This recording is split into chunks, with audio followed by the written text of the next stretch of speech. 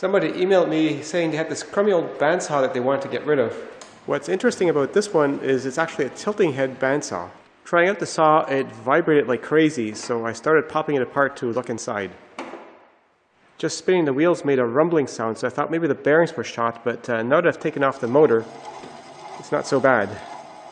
I tried taking the back table off to have a better look inside, but it turns out everything is attached to the back table. So just like on a contractor's saw, the whole mechanism is attached to the underside of the table, which is very annoying for working on this. And I can't easily just pop it out because this shaft here for cranking the angle goes to the front, and I have no idea how to get that off. So out of sheer desperation, I started reading the manual, and it turns out the way this thing is supposed to come apart is not by taking the top off, but by taking the whole top section off the cabinet. The reason I had to get better access is because I'd previously taken the motor off of the mountings, which are right here, and that was really hard to do in that space. So there's no way I was going to get that motor back on without taking it apart a little bit better. The motor itself spins quite freely without making much noise. So those bearings are good too, but I quickly found what the problem was with all the noise. This thing on here was way loose and it just rattled around like crazy. And it's been doing this for quite some time, so that this hole has actually gotten a fair bit bigger than the shaft. So the saw probably needs a new pulley, but I'm not convinced that this saw is worth spending money on. So let's see if I can fix that old one. This is a 5/8 inch shaft, so it should read 0.625 inches.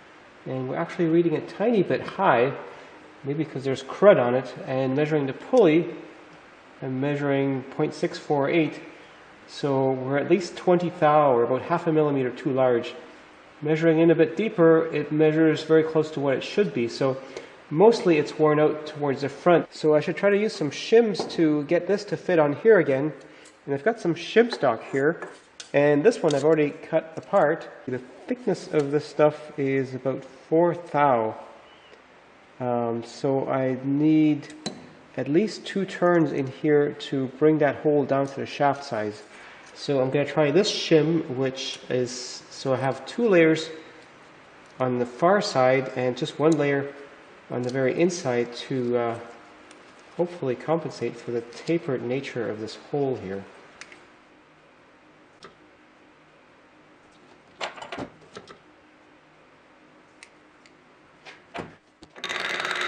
And it's wobbly and it's not all the way on.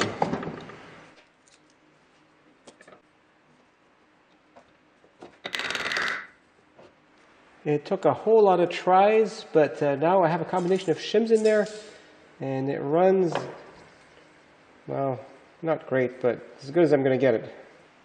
Well, it should be ready to put that motor back on. Let's see.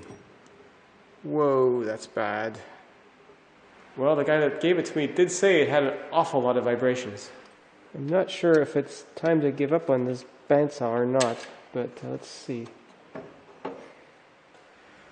So shimmed it there, and I think that's as close as I'm going to get this one. This bandsaw is absolutely horrible to work on. If you're ever considering getting one of these bandsaws, I got a piece of advice. Don't.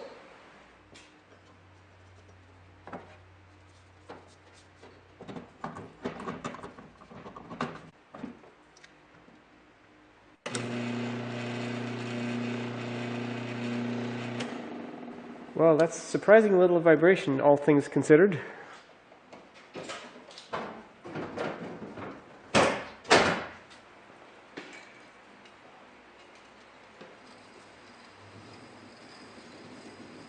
I've been experimenting with measuring how much this bandsaw vibrates, so I've run it a few times, and it vibrates quite a lot. But you hear that sound? I think that's the pulley coming loose again. This may be a lost cause. So I've been thinking about what to do with this bandsaw. It's just not a very good saw. This aluminum frame is way too skinny and aluminum is way too soft, so it really flexes quite a lot. In fact, 100 thou if I hang on it. Even on a not very good bandsaw like this one, doing the same thing causes a fraction of the deflection. Other problems with it is that the tires on the wheels don't run terribly true, and the bottom wheel is actually attached with a set screw, which is an incredibly bad idea for a bandsaw wheel. And this tilt mechanism, this here is a plastic gear and it's already missing one tooth. So that doesn't give me any faith that that will last a long time. So what am I going to do with this bandsaw? It's really not worth trying to fix everything because it'd be less work to build a new one.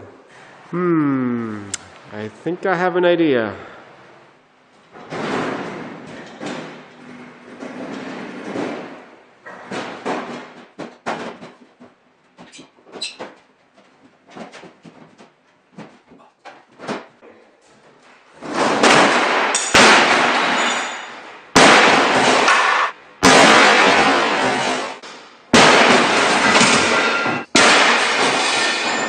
Well, I have to admit, it's tougher than I thought it was.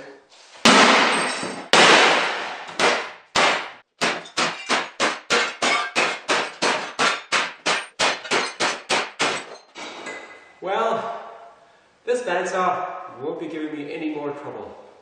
Why is it that tool companies don't want to sponsor me? I just don't understand at all.